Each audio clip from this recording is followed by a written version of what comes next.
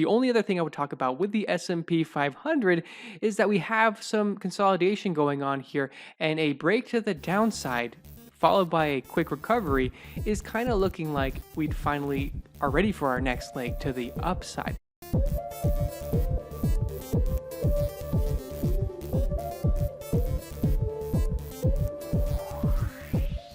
Yo, how's it going, you guys? It's Marcus Graver. So we talked about on Thursday, basically this idea that we had this sideways consolidation happening, and after a fake out to the downside, even though basically we were back to square one, we thought that we are probably ready for a breakout to the upside and get on our next leg up. Now, the only question is now is this where we are trying to go to, and are we done with this move to the upside? Now, I don't think we're actually done with the move to the upside. Now, keep in mind that doesn't mean on Monday or Tuesday we could end up going to the downside. At the same time, basically, we are thinking that we are going to continue going to the upside. And so something that we can look at here, basically, if we have this type of move that we can be looking at here, we could basically take this and kind of get a projection of, yeah, maybe we can see highs of over 430 basically. So this is just a rough projection of where we could be going in the short term. So that's an interesting thing just to pay attention to. And I think that we could see a symmetrical move and a breakout to the upside over here. So I would be watching 430. This is the next clearly psychological number for us to be paying attention to. And it wouldn't be surprising if we went all the way up to 440. This is based on looking at what happened when we hit S&P 100 for the first time and the massive rally and literally no look back move that we had following hitting S&P 100. Okay, well, let's get into Tesla and Palantir. But if you get any value from this content, don't forget to put a smash down on the like button. It really helps this content. And if you haven't already, subscribe to this channel. I'd really appreciate it. And if you're into cryptocurrency, you can get 8.6% interest on your stable coins in BlockFi. And also, if you use my link in the description down below, I'm a partner with BlockFi, you can get up to 250 in a Bitcoin bonus. And this is the payout structure down here, how much you put in and how much you can get in Bitcoin. Okay, well, without further ado, let's look at Tesla stock over here. So we can see with Tesla stock, we're trading still within this triangle here. We are seeing some consolidation, and so this is looking pretty healthy here for potentially a turnaround. We'll see what actually happens here, but looking at the S&P 500, looking at that, seeing that it looks like it's going to take a next leg to the upside or continue, it already started the leg to the upside. I think that it will require some tech. I'm not sure how high tech will run. I'm not expecting tech and Tesla to outperform the S&P 500, but I think that it will contribute and it will probably go to the upside. I'd be surprised if we see a complete divergence and an absolute breakdown in Tesla at the present moment. So because of these different data points, I'm still expecting a rebound here and potentially a move to the upside. So based on that, that's looking that might happen. Look at Palantir stock right over here. There's a few things that we have to look at here and also kind of reconcile with, because I talked about in my last update that I thought that we would trade between these two lines. Basically, I thought that we'd trade between this trend I drew here and this line that I drew here. Clearly, actually, I talked about in my last update, actually, or at least I, with callouts, talked about that this probably shouldn't be moved a little bit higher over here. Anyway, looking at this line over here, I thought we'd trade between it, which we in fact did. I did not think we could break above this line, and we did not break above this line. And also, I thought that we would stay above this trend line to the downside. Clearly, we didn't stay above this trend line to the downside. This is making me think a few things. First of all, it's making me think that this trend line to the downside might be less important than I might have thought. So we are going to look at this trend line to the downside and pay less attention to it for now and actually flip to this descending triangle pattern here. And one thing to be aware of here, so basically the scenario is either we just broke out to the downside, which we clearly did.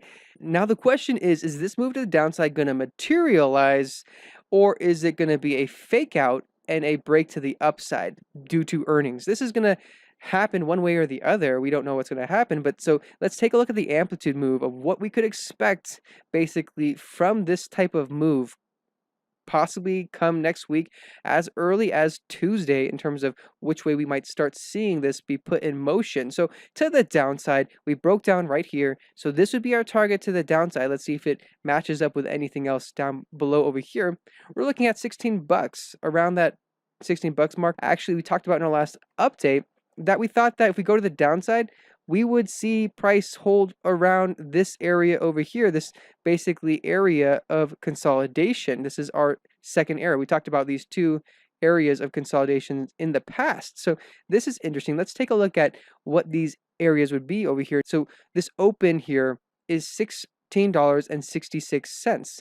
This is interesting because that $16.66 actually plays pretty in line with the low of the amplitude move to the downside, and we could even see potentially lower lows. Maybe it also corresponds with the low of this candle over here, $16.18. So $16 is surprisingly a target and a number that is actually pretty interesting. So we could see prices drop as low as potentially $16 on a technical move to the downside. Well, not $16, but $16 and some change.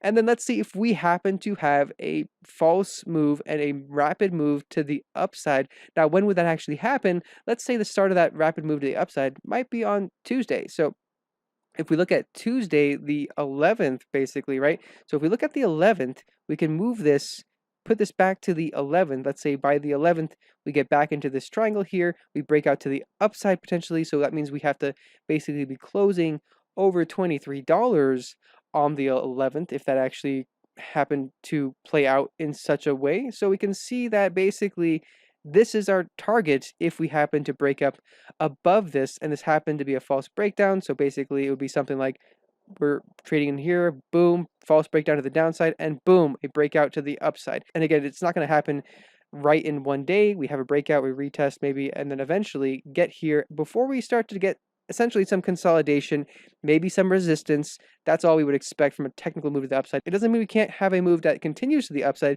We just think that we might hit some resistance when we hit this level over here. So that is interesting to pay attention to the upside, because this is something that we just don't know what's going to happen. And I'm not really stressing over this one way or the other. I'm just holding on to my shares. I'm buying more when we see more downside. I'm selling covered calls, and I'm just fine with Palantir moving to the downside sideways, or if we finally break out. That would be pretty exciting if we did break out. But regardless of what happens, I'm just in for the ride. And let's take a look at Hylian stock. So here we can see basically I drew these two lines here. Basically it is my bullish line and my bearish line here. So my bearish line is a point from the low on Thursday, actually, on the 6th. So we can see the low over there is $8.72, and also the low from over here, which is also $8.72 on the 22nd. So we can see that this is the line in the sand that I have here, basically. So we stayed above it on Friday, actually, so that's promising. But the thing is that if we go below this line, I don't see why we won't take out our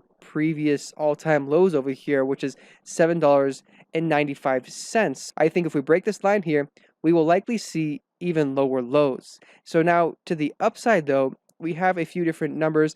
I think in general, I'd be looking at $9.86 as my target here. It's basically the open of this breakup candle here. There's a lot of different points that are converging along the line here. Like the high here is a couple cents off. Right here, the open or the close here is a couple cents off too from this $9.86. So basically, if we have a close above $9.86, that's when I would think that we'd have some bullish momentum, at least in the short term. Well, I hope you guys got some value from this content. If you haven't already, smash the like button, subscribe to this channel for more content like this, and I'll catch you guys in the next one. And keep in mind that none of this is financial advice. This is just some random guy on YouTube drawing some stick figure lines on a chart talking to you guys.